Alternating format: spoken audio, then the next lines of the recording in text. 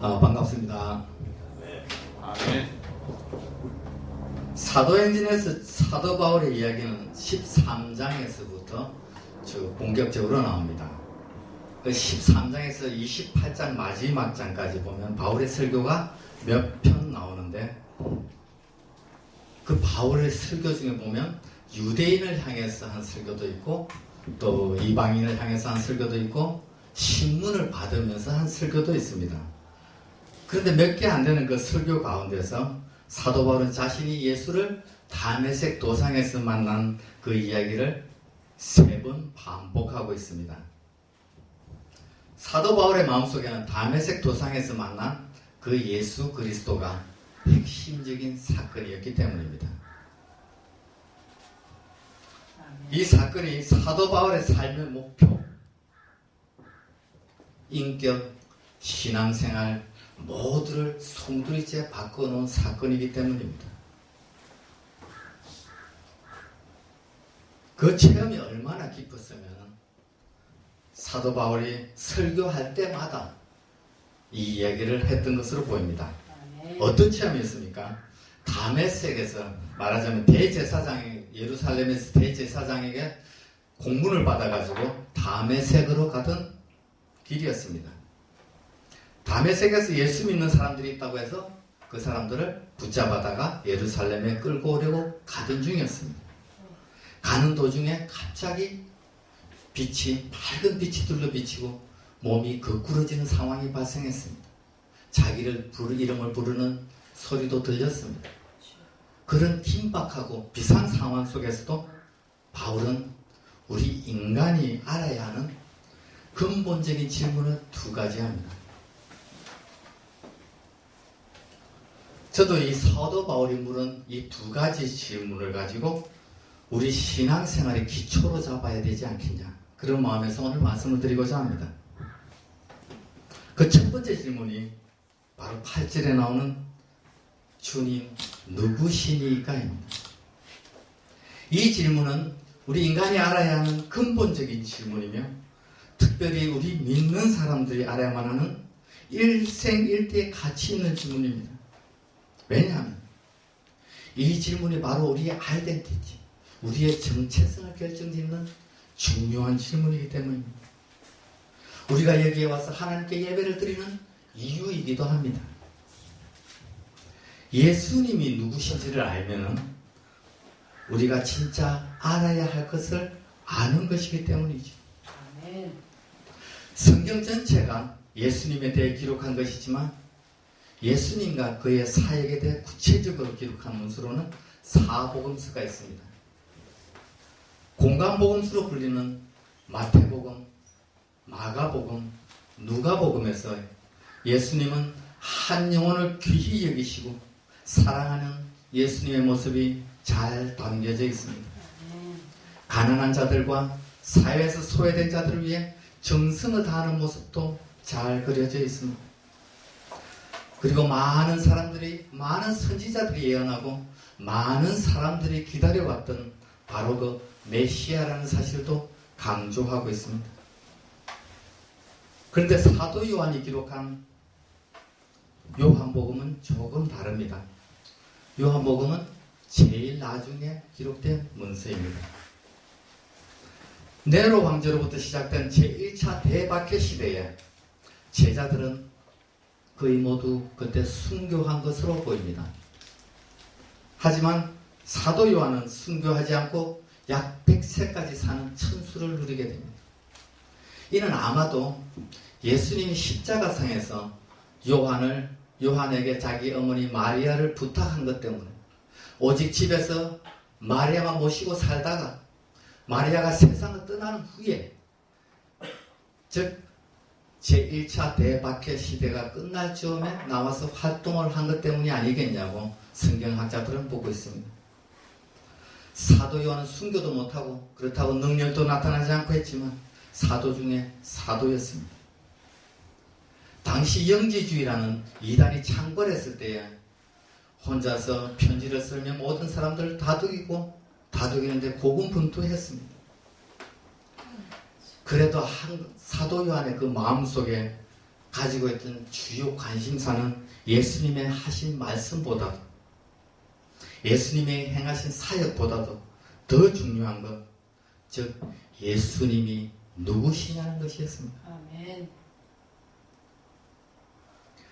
요한복음에서는 나다나엘을 통해서 니고데모를 통해서 사마리아 여인 등을 통해서 예수님이 메시아심을 밝혀주고 있습니다. 요한복음 20장 31절에서도 내가 이것을 기록하면 예수가 너희로 하여금 예수가 하나님의 아들이심을 증거하려 합니다. 예수님도 세상에서 제자들을 데리고 가르치고 싶은 궁극적인 목표도 내가 누구냐는 것입니다. 그래서 예수님은 고단 받으시기 전에 제자들에게 물어봅니다. 여태까지 3년 동안 제자들에게 가르치신 것을 물어보는 바로 졸업시험인 것이죠. 근데 바로 본고사로 들어가면 제자들이 당황할까봐 모의고사를 먼저 칩니다. 사람들은 내가 나를 누구라 하더냐? 세례요한이라고 들으는 엘리야라고 들으는 예레미야나 선지자 중에 하나라고들 말을 합니다. 이러쿵저러쿵 말들을 합니다. 예수님이 드디어 듣고 있다가 본고사를 시험을 문제 냅니다. 너희는 나를 누구라 하더냐? 베드로가 바로 대답합니다. 주는 그리스도시요 살아계신 하나님의 아들이십니다. 정답입니다. 예수님께서 베드로를 이렇게 칭찬하면서 말하게 하신 이는 네가 아니라 하나님이시라고 말합니다. 왜냐하면 여기서 베드로가 잘못 대답하면 예수님이 제자들을 데리고 1년 더 재수시켜야 하니까 하나님께서 바로 가르쳐 주시지 않나 싶습니다.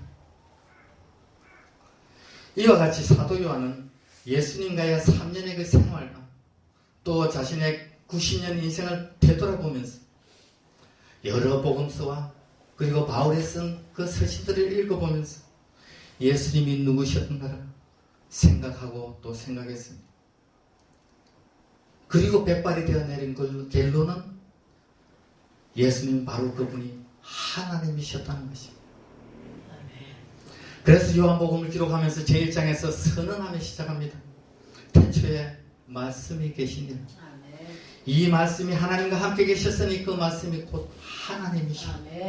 모든 것이 그분으로부터 지어졌다. 그분 없이 된 것이 하나도 없다. 예수님은 분명 천지를 지으신 분입니다.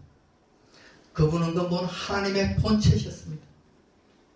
하늘 영광 보좌 다 버리시고 낮고 낮은 이 땅에 오시되 천하디천한 말 구유에서 태어나셨습니다. 하나님과 동등됨을 취할 것을 여기지 아니하시고 오히려 자기를 비워 제자들의 발을 씻기는 종의 모범도 보이시면서 자기를 낮추시고 낮추시고 죽기까지 복종하셨으니 십자가에 죽으심이라. 아멘. 그래서 하나님도 이에 감동하시면서 하시는 말씀이 누구든지 주의 이름을 부르는 자는 구원을 얻으리라고 선언하신 것입니다. 아멘. 그 예수님은 지금도 우리와 함께 하고 싶으십니다. 그래서 예수님은 언제나 말씀하시기를 나는 포도나무요 너희는 가지라. 나에게 붙어 있으라. 내 안에 거하라 나도 너희 안에 거하리라. 그리고 얼마나 우리와 함께 있고 싶어 하셨으면 내 살과 내 피를 먹고 마시라고 하셨겠습니까? 천지를 말씀으로 지으신 그 예수님, 이러한 예수님을 우리가 믿고 있는데 인생을 살아가면 무엇이 걱정되고 무엇이 두렵겠습니까? 어려운 일이 있습니까? 걱정되는 일이 있습니까? 그때마다 주님 누구시니까를 날마다 질문하고 묵상하며 살아가는 저와 여러분이 되시기를 주님의 이름으로 축원합니다. 사도 바울의 두 번째 질문은 본문 10절에 나옵니다. 주님 무엇을 하리이까? 믿고 끝나는 것이 아니라 우리가 해야 하는 행동을 말하고 있습니다. 아멘. 행위를 통해 구원받는 것은 아니지만 예수님을 통하여 구원받은 우리의 받은 후의 삶을 말하고 있는 것입니다. 아멘. 요즘은 오직 믿음으로만 구원받는다고 하면서 행위는 헌신짝처럼 버리고 있습니다. 그래서 세상 사람들은 교회에 대고 말하기를 교회에서 구원이 있는지는 모르겠지만 도덕과 윤리는 없다고 말들을 합니다. 우리가 로마서만이 아니라 야고보서도 읽으면서 그 행함을 가르치는 야고보서를 우리가 읽으면서 신경을 써야 할 때입니다. 행동을 해야 할 때입니다. 모든 성경 말씀을 골고루 읽으면 우리가 무엇을 해야 하는지 늘 묵상해야 합니다. 아멘. 저는 성경을 읽으면서 빌레몬서를 보면 이 문서는 왜 여기 있는 거지 하고 의문을 나타낸 적이 있습니다. 빌레몬서의 내용은 이렇습니다. 빌레몬의 종인 오네시모가 돈을 훔쳐 도망을 갑니다. 말하자면 지금의 터키에서 이탈리아 로마로 도망을 간 것이죠. 그렇지만 복 있는 사람이라 바울을 만나서 완전히 새 사람이 됩니다.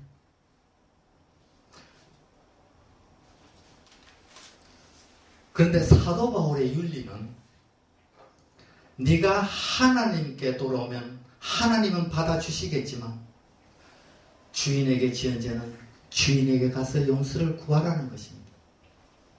정말 이창동 감독의 영화 미량을 떠올리게 하는 내용입니다.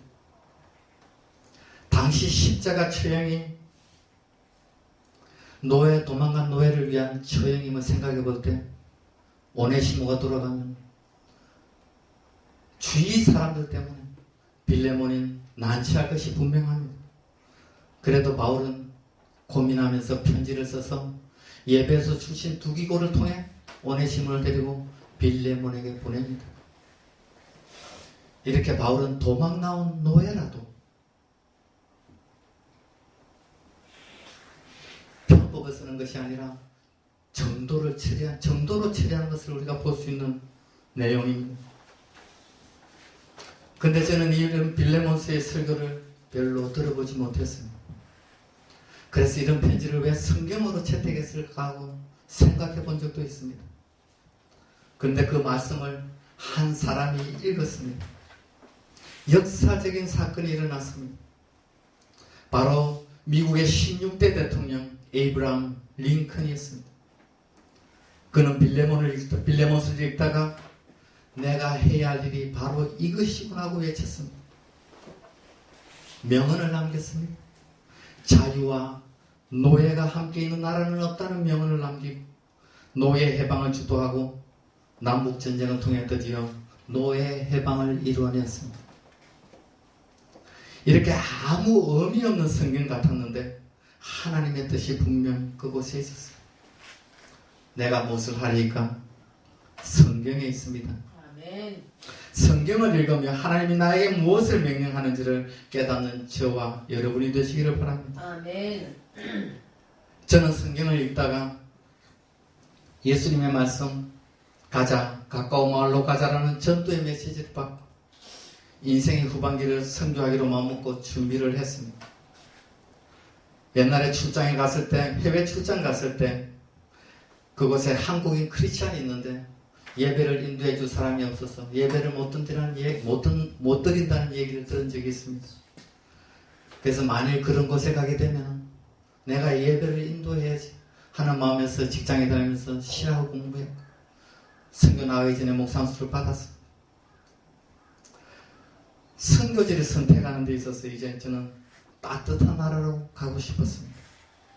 우리나라 겨울이 너무 싫어요. 너무 추워요. 그래서 언제나 따뜻한 나라로 가서 사는 것을 꿈꾸어봤습니다. 그래서 직장에서 은퇴를 하기 전부터 선교지를 물색하다가 우리나라와 가깝기도 해서 필리핀으로 선교지를 정하고 2년 정도 준비를 했습니다. 푸른 바다가 있는 필리핀 세부 쪽에 어느 섬에 들어갔어요. 작은 배를 하나 사서 낮에는 낚시를 또 작은 교회도 하나 세웠어요. 앞마당에서 아이들과 농구도 하고 저녁에는 복음도 전하는 성경 말씀도 전하는 그런 영화에서나 나올 법한 아름답고도 평화로운 선교를 꿈꾸고 있었습니다. 그런데 필리핀 선교지를 놓고 기도만 하면 하나님이 웬 필리핀 하시는 것이었습니다. 제가 다니던 교회에서 모두가 선교 비전을 가지고 한다면서 각 목장의 이름은 선교지로 정하도록 해서 저희는 어쩌다가 미얀마 목장으로 하게 되었습니다.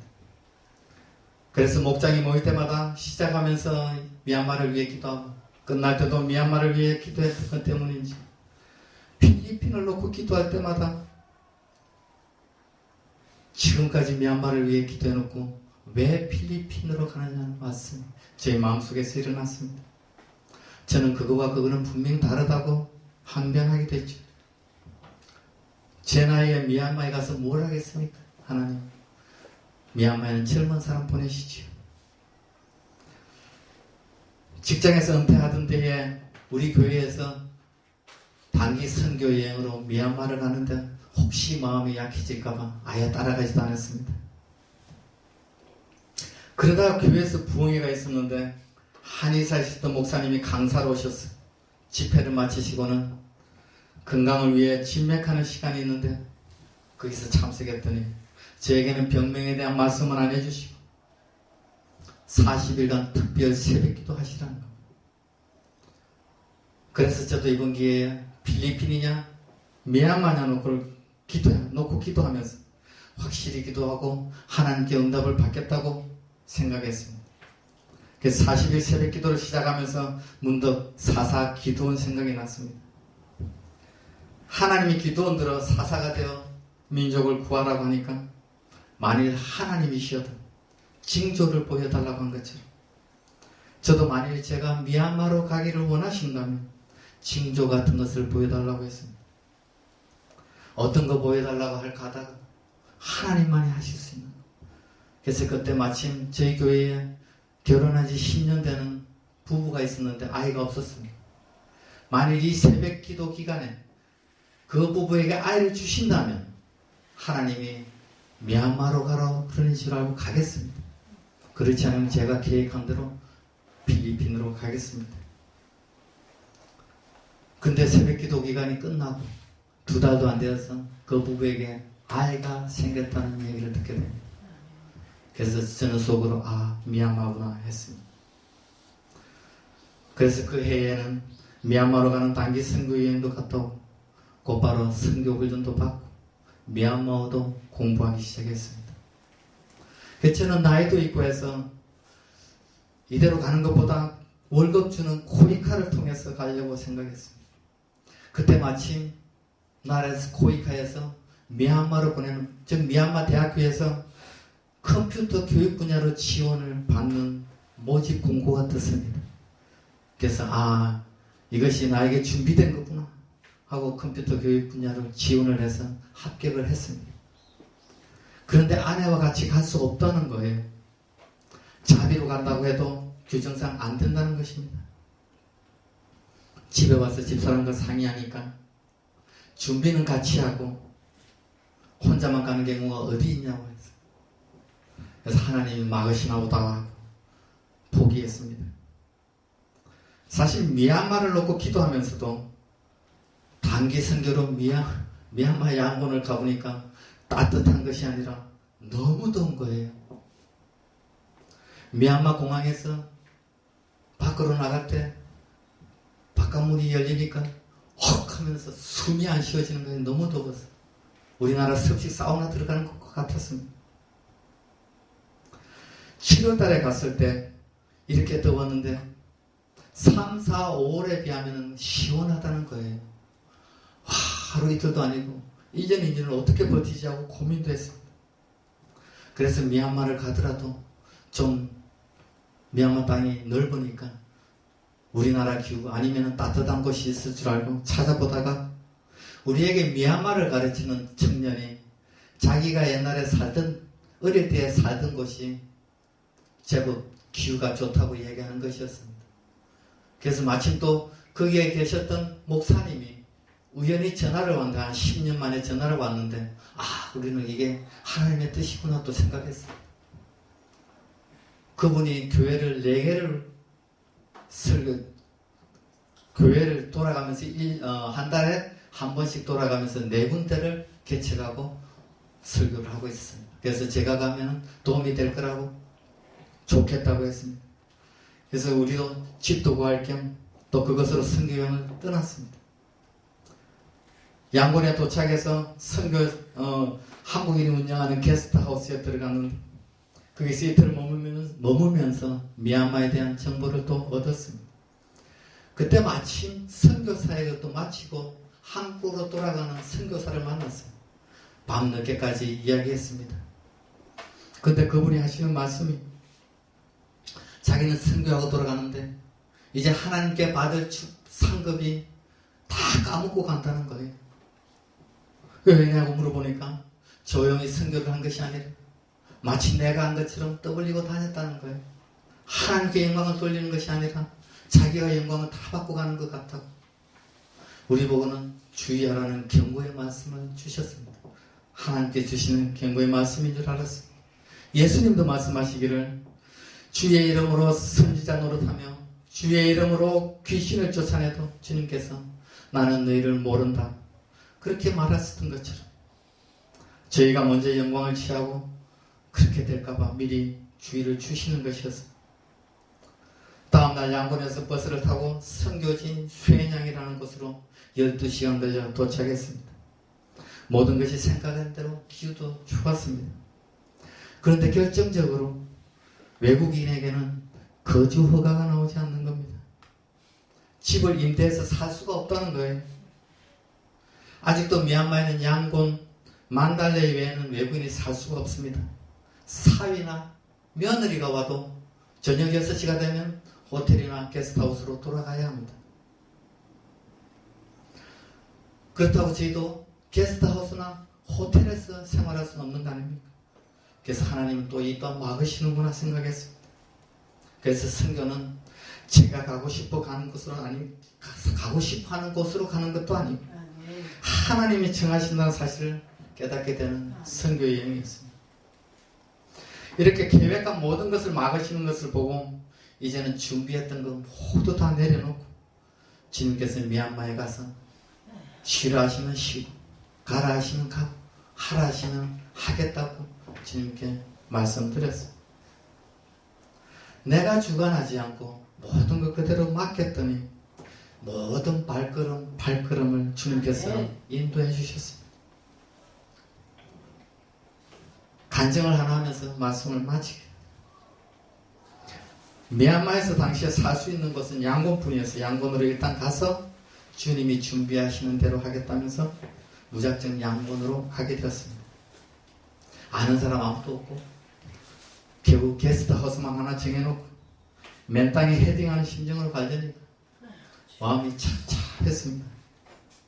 이민 가방, 살림 가방, 옷 가방 다 6개를 큰 가방 6개를 들고 공항으로 향했습니다.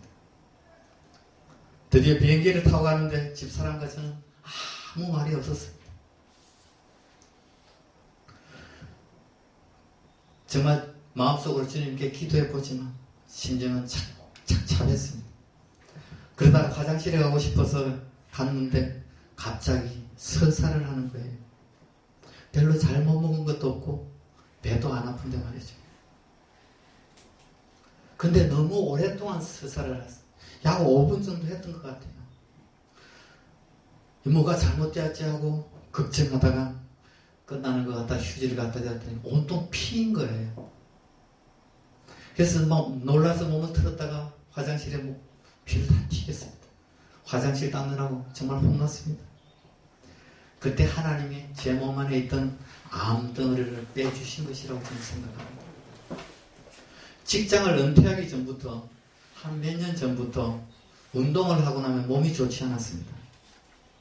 토요일이면 교회에서 모여서 탁구를 치곤 했는데 탁구를 치고 나면 속이 메스껍고 머리가 어지러워서 그 다음날 주일날 예배를 드리기가 힘들 정도였습니다. 저희 어머님이 뇌암으로 돌아가셨기 때문에 집사람은 늘 병원에 가자고 했지만 병원에 가면 뇌암이라는 사실 판정을 받을까 봐 겁이 나서 가지 않았어요. 운동 안 하면 괜찮으니까요. 하나님이 이대로 부르시면 가겠다는 심정이었습니다. 근데 미얀마로 가던 그 비행기 안에서 하나님께서 제 머리에 있던 아마 뇌암 암덩어리를 빼주신 것이라고 생각하고 있어요. 지금은 운동을 해도 그런 증상이 나오지 않거든. 아마 제 고집대로 필리핀으로 갔으면 지금쯤은 병원에 입원하고 있지 않을까 그렇게 생각하고 있습니다. 자, 오늘 우리에게 주신 말씀, 사도 바울이 물은 두 가지 질문. 주님 누구시니까? 내가 무엇을 하리까? 우리도 이 질문을 늘 질문하면서 이 세상을 살아가는 저와 여러분이 되시기를 주님의 이름으로 축원합니다. 아멘. 기도하겠습니다. 하나님 아버지 감사합니다. 우리가 늘 주님의 인도대로 살아가게 되면 감사합니다. 주님은 천지를 지으신 주님이시. 그 주님을 내가 믿고 있다는 사실을 늘 질문하면서, 그리고 내가 무엇을 해야 하는지를 언제나 성경을 읽으며 주님의 말씀에 복종하는 시간들이 되도록 주님께서 인도하시옵소서. 예수님의 이름으로 기도드렸나이다. 아멘. 아멘.